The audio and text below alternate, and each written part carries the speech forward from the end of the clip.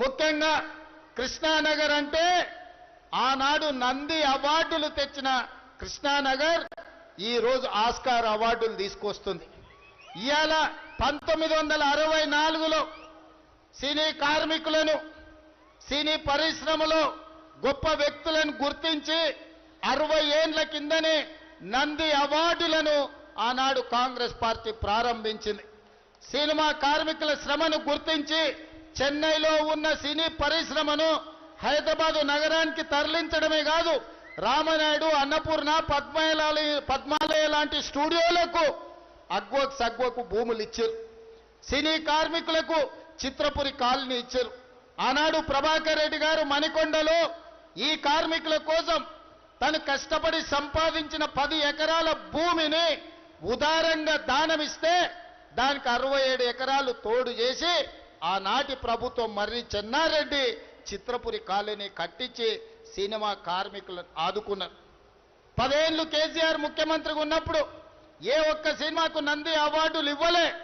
కానీ కాంగ్రెస్ ప్రభుత్వం అధికారులకు వచ్చిన వెంటనే తెలంగాణ గుండె చప్పుడు, తెలంగాణ యుద్ధ నౌక గద్దర్ అన్న పేరు మీద గద్దర్ అవార్డులను ఇవాళ తెలంగాణ రాష్ట్ర ప్రభుత్వం ఇచ్చింది. సినీ కార్మికుల సమస్యలు ఏనాడు పట్టించుకోలే. కృష్ణానగర్ అండర్ గ్రౌండ్ డ్రైనేజ్ గురించి ఏనాడు మాట్లాడలే.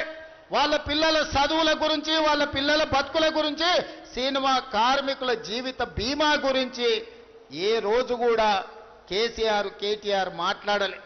కేటీఆర్ గారు మాత్రం సినిమా హీరోల గెస్ట్ హౌజుల్లో హీరోలతో కలిసి తిరిగిండు తప్ప ఎన్నడన్నా ఈ సినిమా కార్మికులను కలవడానికి వచ్చిండా మీరు ఒక్కసారి ఆలోచన చెయ్యండి.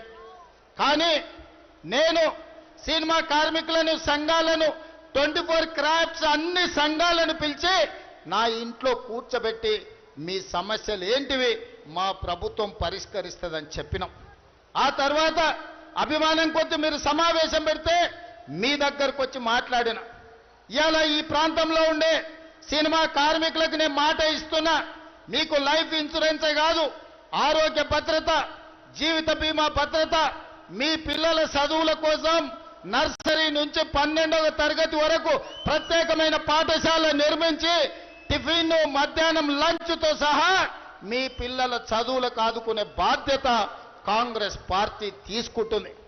ఇదే కాదు, పెద్దలు ఉత్తమ్ కుమార్ రెడ్డి గారు ఇప్పుడు చెప్పిండ్రు, ఈ నియోజకవర్గంలోనే కేవలం జూబ్లీహిల్స్ నియోజకవర్గంలోనే ఉత్తమ్ కుమార్ రెడ్డి గారు మంత్రి అయిన తర్వాత 14,239 రేషన్ కార్డులు ఇచ్చిండు. ఇవాళ ఈ నియోజకవర్గంలో 61,000 రేషన్ కార్డులు ఇవాళ మీ దగ్గర ఉన్నాయి. 2,39,000 కుటుంబ సభ్యులకు ఈనాడు 6 కిలోలు సన్న బియ్యం ఉచితంగా ఇచ్చి ఆనాడు దొడ్డు బియ్యం బర్లకు కూడా పెట్టే పరిస్థితి లేదు. కానీ ఇవాళ సంటి పిల్లలకు కూడా సన్న బియ్యంతో అన్నం తిని